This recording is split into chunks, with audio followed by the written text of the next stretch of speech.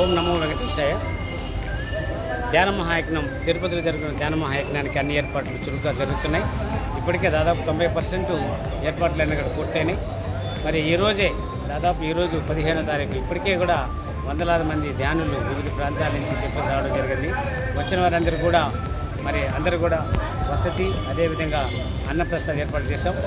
మరి ఈ ధ్యాన మహాయజ్ఞంలో మనము అందరికీ అన్నప్రసాదం ఇస్తున్నాము. ఆ వేదిక నుంచి మాట్లాడుతున్నాం. ఈ వేదికకు కూడా మనము ఒక నామకరణం చేయడం జరిగింది. మాతృశ్రీ తరుగుండ వెంగమాంబ అన్నప్రసాద ప్రాంగణంగా నామకరణం చేయడం జరిగింది.